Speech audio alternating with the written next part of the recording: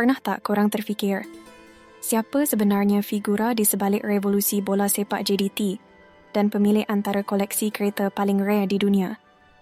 Bukan setakat anak raja yang lahir dengan sudu emas, tapi seorang askar yang pernah buat sejarah di India. Hari ini, kita nak selam biodata Duli Yang Amat Mulia Tunku Ismail, atau lebih kenali sebagai TMJ. Dari zaman sekolah kat Australia sampailah jadi pemangku Raja Johor, jom tengok perjalanan hidup bos yang penuh karisma ni. Kalau nak tahu apa rahsia kehebatan dan berapa sebenarnya aset yang beliau ada, tengok video ni sampai habis. Let's go.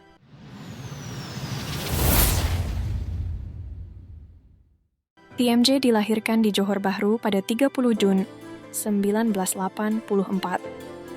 Sebagai putera sulung kepada pasangan Sultan Ibrahim dan Raja Zarith Sofia, beliau memikul tanggungjawab besar sejak kecil lagi sebagai waris takhta. Kalau kita lihat sejarah persekolahan beliau, memang cukup meluas. Bermula di sekolah tempatan seperti Sekolah Sri Utama dan SRK St. Joseph di Johor Bahru, sebelum beliau merantau jauh untuk menuntut ilmu di Australian International School Singapore dan seterusnya ke Hale School di Perth, Australia. TMJ dikenali sebagai seorang yang sangat meminati sukan, khususnya polo dan bola sepak. Kehebatan beliau dalam sukan berkuda pernah melayakkan beliau menerima anugerah Best in Riding di India.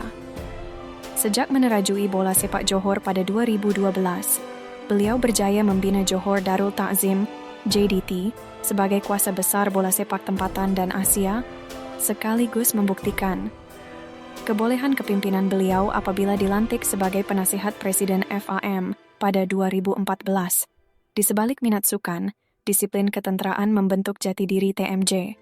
Atas titah almarhum Sultan Iskandar, beliau menjalani latihan di Indian Military Academy dan ditauliahkan sebagai letnan. Malah, TMJ mencipta sejarah sebagai rakyat asing pertama menyertai regimen berkuda tentera India sempena sambutan Hari Kebangsaan negara itu. Beliau juga menamatkan latihan gerak khas dan payung terjun, serta dianugerahkan beret hijau kehormat GGK. Dimasyhurkan sebagai Tunku Mahkota Johor pada 2010, TMJ turut aktif sebagai pemangku raja dan melalui program Kembara Mahkota Johor, beliau kerap turun padang mendekati rakyat. Jelas TMJ bukan sekadar pewaris takhta, tetapi seorang pemimpin berjiwa rakyat yang tegas, berdisiplin dan berwawasan. Pada 24 Oktober 2014, TMJ berkahwin dengan C. Puan Mahkota Khalidah yang berusia 21 tahun di Istana Bukit Serin, Johor dalam majlis peribadi. Majlis penyerahan dilakukan oleh Mufti Johor, Datuk Tahrir Samsudin. Khalidah merupakan anak perempuan kepada Encik Bustamam Daud dan Puan Aziah Abdul Aziz. Beliau juga adalah anak bongsu daripada 5 orang adik-beradik serta dilahirkan di Kuala Lumpur. Pasangan diraja ini telah dikurniakan 4 orang anakanda. Anakanda sulung baginda berdua dan putri sulung. Diberi nama Yang Amat Mulia Tunku Khalsom Aminah Sofia yang dilahirkan pada 25 Jun 2016.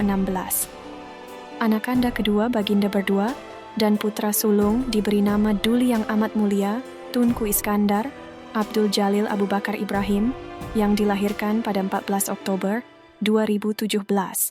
Anakanda ketiga dan putra kedua diberi nama Yang Amat Mulia Tunku Abu Bakar Ibrahim yang dilahirkan pada 17 Julai 2019.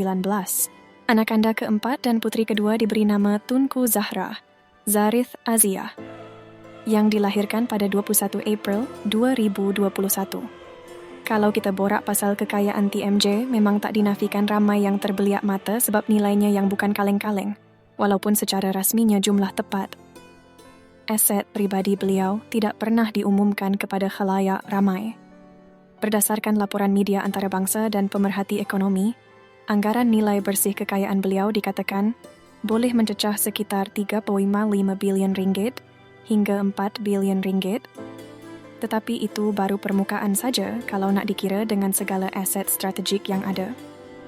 Salah satu aset beliau yang paling padu dan selalu jadi bualan dunia adalah tanah Tyersall Park di Holland Road, Singapura. Bayangkan sebidang tanah luas di tengah-tengah bandaraya paling mahal di dunia, nilainya saja sudah mencecah berbilion ringgit.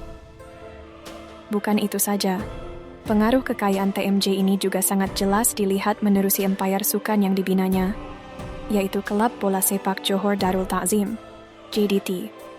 Beliau bukan sekadar memiliki kelab, tapi telah melabur besar untuk membina Stadium Sultan Ibrahim yang serba canggih serta kemudahan latihan bertaraf dunia yang menjadikan JDT sebuah jenama bernilai tinggi di peringkat Asia.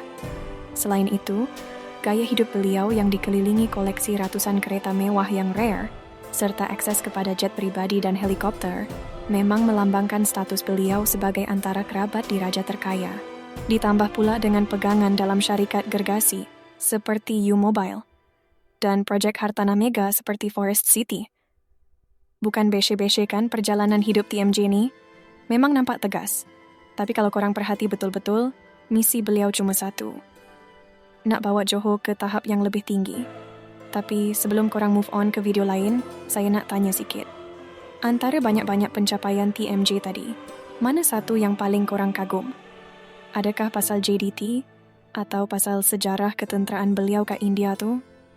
Cuba komen kat bawah, kita bincang santai-santai. Jangan lupa untuk smash butang like, subscribe channel ni dan tekan loceng supaya korang tak terlepas video yang lain. Terima kasih sebab menonton. Kita jumpa lagi dalam video seterusnya.